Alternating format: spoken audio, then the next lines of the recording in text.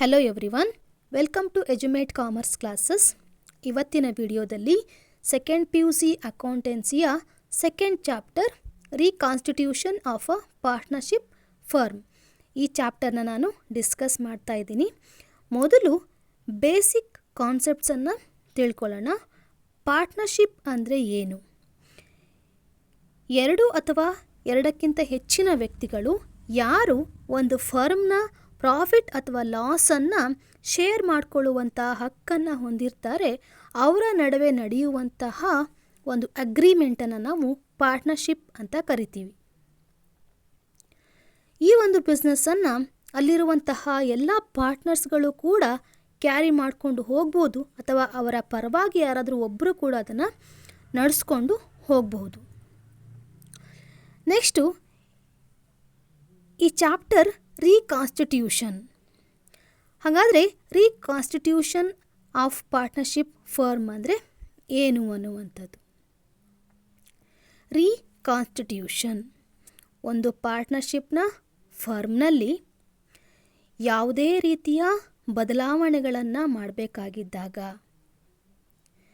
ಅದರ ಸ್ಟ್ರಕ್ಚರಲ್ ಆಗಿರ್ಬೋದು ಅಥವಾ ಕಾಂಪೋಸಿಷನಲ್ಲಾಗಿರ್ಬೋದು, ಓನರ್ಶಿಪ್ನಲ್ಲಾಗಿರ್ಬೋದು, ಯಾವುದೇ ರೀತಿಯ ಬದಲಾವಣೆಗಳನ್ನು ಮಾಡಬೇಕಾದಾಗ ಅಲ್ಲಿ ಒಂದು ಹೊಸ ಅಗ್ರಿಮೆಂಟನ್ನು ಮಾಡ್ಕೊಳ್ಬೇಕಾಗತ್ತೆ.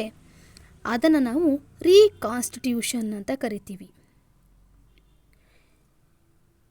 ಇರುವಂತಹ ಹಳೆ ಪಾರ್ಟ್ನರ್ಗಳು ಏನು ಅಗ್ರಿಮೆಂಟನ್ನು ಮಾಡ್ಕೊಂಡಿರ್ತಾರೆ, ಅಲ್ಲಿ ಏನಾದರೂ ಬದಲಾವಣೆಗಳನ್ನು ಮಾಡಬೇಕಾದಾಗ, ಬೇರೆ ಬೇರೆ ಸಂದರ್ಭದಲ್ಲಿ ಬದಲಾವಣೆಗಳನ್ನು ಮಾಡಬೇಕಾಗತ್ತೆ. ಆ ಸಂದರ್ಭಗಳು ಯಾವುದೆಲ್ಲ ಅನ್ನುವಂಥದ್ದನ್ನು ನೋಡ್ತಾ ಹೋಗೋಣ. ಮೊದಲನೇದು ಅಡ್ಮಿಷನ್ ಆಫ್ ಪಾರ್ಟ್ನರ್. ಇರುವಂತಹ ಒಂದು ಪಾರ್ಟ್ನರ್ಶಿಪ್ ಬಿಸ್ನೆಸ್ನಲ್ಲಿ ಹೊಸ ಒಬ್ಬ ಪಾರ್ಟ್ನರ್ನ ಅಡ್ಮಿಷನ್ ಮಾಡ್ಕೊಳ್ಬೇಕಾಗಿದ್ದಾಗ ಅಲ್ಲಿ ಬದಲಾವಣೆಗಳನ್ನು ಮಾಡ್ಕೊಳ್ಬೇಕಾಗತ್ತೆ. ಆಗ ರೀಕಾನ್ಸ್ಟಿಟ್ಯೂಷನ್ ಆಗತ್ತೆ. Next change in profit sharing ratio among existing partners. ಇರುವಂತಹ ಪಾರ್ಟ್ನರ್ಸ್ಗಳದ್ದೇ ಪ್ರಾಫಿಟ್ ಶೇರಿಂಗ್ ರೇಷಿಯೋಗಳನ್ನು ಚೇಂಜ್ ಮಾಡಬೇಕಾದಾಗಲೂ ಕೂಡ ಅಲ್ಲಿ ರೀಕಾನ್ಸ್ಟಿಟ್ಯೂಷನ್ ಆಗುತ್ತೆ. ನೆಕ್ಸ್ಟು ಯಾರಾದರೂ ಪಾರ್ಟ್ನರ್ ರಿಟೈರ್ಮೆಂಟ್ ಆದಾಗ, ಯಾವುದೋ ಒಬ್ಬ ಪಾರ್ಟ್ನರ್ ಡೆತ್ ಆದಾಗ, ಈ ಎಲ್ಲ ಸಂದರ್ಭಗಳಲ್ಲಿ ರೀಕಾನ್ಸ್ಟಿಟ್ಯೂಷನ್ ಅನ್ನುವಂಥದ್ದು ಪಾರ್ಟ್ನರ್ಶಿಪ್ ಫರ್ಮ್ನಲ್ಲಿ ಆಗತ್ತೆ ಅನ್ನುವಂಥದ್ದು. ಈಗ ಈ ಚಾಪ್ಟರ್ನಲ್ಲಿ ಮೊದಲನೆಯ ಕಾನ್ಸೆಪ್ಟ್ ನಮಗೆ ಯಾವುದು? Admission of a new partner. ಯಾವೆಲ್ಲ ಕಾರಣಕ್ಕೆ ಒಬ್ಬ ಹೊಸ ಪಾರ್ಟ್ನರನ್ನು ಅಡ್ಮಿಟ್ ಮಾಡ್ಕೊಳ್ತಾರೆ ಪಾರ್ಟ್ನರ್ಶಿಪ್ ಫರ್ಮ್ನಲ್ಲಿ ಅಂತ ಅಂದರೆ, ಇರುವಂತಹ ಕ್ಯಾಪಿಟಲ್ ಸಾಕಾಗ್ತಾ ಇರೋದಿಲ್ಲ, ಇನ್ನು ಹೆಚ್ಚಿನ ಕ್ಯಾಪಿಟಲನ್ನು ತರುವಂತಹ ಒಬ್ಬ ಪಾರ್ಟ್ನರ್ ಬೇಕಾಗಿದ್ದಾಗ ಕೂಡ ಹೊಸ ಪಾರ್ಟ್ನರ್ನ ಅಡ್ಮಿಷನ್ ಮಾಡ್ಕೊಳ್ಬಹುದು. ಅಥವಾ ನಮ್ಮ ಮಾರ್ಜಿನಲ್ ಎಬಿಲಿಟಿಯನ್ನು ಹೆಚ್ಚು ಮಾಡಿಕೊಳ್ಬೇಕು ಅಂತ ಇದ್ದ ಸಂದರ್ಭದಲ್ಲೂ ಕೂಡ ಒಬ್ಬ ಹೊಸ ಪಾರ್ಟ್ನರ್ನ ಅಡ್ಮಿಷನ್ ಮಾಡ್ಕೊಳ್ಬಹುದು ಒಂದು ಪಾರ್ಟ್ನರ್ಶಿಪ್ ಬಿಸ್ನೆಸ್ಗೆ. ನಾವು ಅಡ್ಮಿಟ್ ಮಾಡ್ಕೊಂಡಿರುವಂತಹ ಹೊಸ ಪಾರ್ಟ್ನರ್ಗೆ ಯಾವುದೆಲ್ಲ ಹಕ್ಕುಗಳಿರುತ್ತೆ, ಅವನು ಯಾವುದೆಲ್ಲ ಹಕ್ಕುಗಳನ್ನು ಅಕ್ವೈರ್ ಮಾಡ್ಕೊಳ್ತಾನೆ ಅಂತ ಅಂದರೆ, ಅವನಿಗೆ ನಮ್ಮ ಬಿಸ್ನೆಸ್ನಲ್ಲಿರುವಂತಹ ಎಲ್ಲ ಆಸ್ತಿಗಳ ಬಗ್ಗೆ ಅವನಿಗೆ ಹಕ್ಕು ಇರುತ್ತೆ. ಅದನ್ನು ಶೇರ್ ಮಾಡಿಕೊಳ್ಳುವಂಥ ಹಕ್ಕು ಅವನು ಹೊಂದಿರ್ತಾನೆ.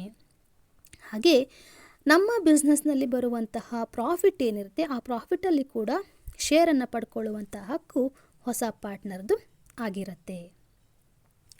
ಹಾಗೆ ನಾವು ಹೊಸ ಪಾರ್ಟ್ನರ್ನ ಅಡ್ಮಿಟ್ ಮಾಡಿಕೊಂಡಾಗ ನಮ್ಮ ಬುಕ್ಸ್ ಆಫ್ ಅಕೌಂಟ್ಸಲ್ಲಿ ಆಗುವಂತಹ ಅಡ್ಜಸ್ಟ್ಮೆಂಟ್ಗಳು ಏನು ಅನ್ನುವಂಥದ್ದು, ಏನೆಲ್ಲ ಅಡ್ಜಸ್ಟ್ಮೆಂಟ್ಗಳನ್ನು ಮಾಡಬೇಕಾಗತ್ತೆ, ಚೇಂಜಸ್ ಆಗುತ್ತೆ ಅನ್ನುವಂಥದ್ದು. ಹೊಸ ಪಾರ್ಟ್ನರ್ನ ಅಡ್ಮಿಷನ್ ಆದಮೇಲೆ ನಮ್ಮ ಅಸೆಟ್ಗಳು ರಿವ್ಯಾಲ್ಯೂಯೇಷನ್ ಆಗುತ್ತೆ ಅಂತ ಅಂದರೆ, ಅವನಿಗೂ ಕೂಡ ಅದರಲ್ಲಿ ಶೇರ್ ಮಾಡಿಕೊಳ್ಳುವಂಥ ಹಕ್ಕು ಇರೋದ್ರಿಂದ ಅಸೆಟ್ಗಳು ರಿವ್ಯಾಲ್ಯೂಯೇಷನ್ ಆಗುತ್ತೆ. ಲಯಬಿಲಿಟಿಗಳು ಕೂಡ ರೀಅಸೆಸ್ಮೆಂಟ್ ಆಗುತ್ತೆ.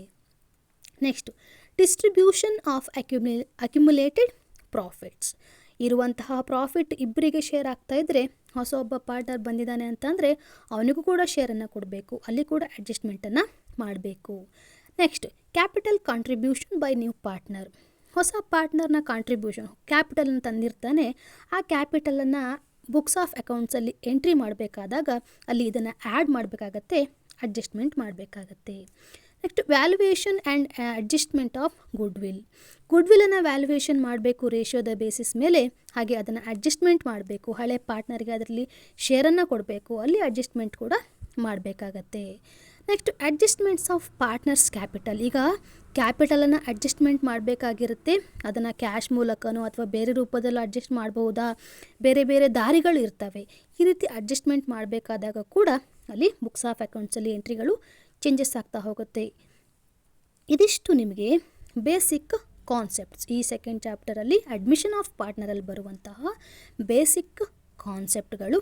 ನೆಕ್ಸ್ಟ್ ವಿಡಿಯೋದಲ್ಲಿ ನಾನು NPSR ಅಂದರೆ ಏನು, ಅದರ ಮೇಲೆ ಬರುವಂತಹ 6 ಮಾರ್ಕ್ಸ್ನ ಪ್ರಾಬ್ಲಮ್ಸ್ಗಳು ಯಾವುದೆಲ್ಲ, ಹಾಗೆ ಅಡ್ಮಿಷನ್ ಆಫ್ ಪಾರ್ಟ್ನರ್ ಮೇಲೆ ಬರುವಂತಹ ಪ್ರಾಬ್ಲಮ್ಸ್ಗಳು ಯಾವುದೆಲ್ಲ ಅದನ್ನು ನಾನು ಡಿಸ್ಕಸ್ ಮಾಡ್ತಾ ಹೋಗ್ತೀನಿ.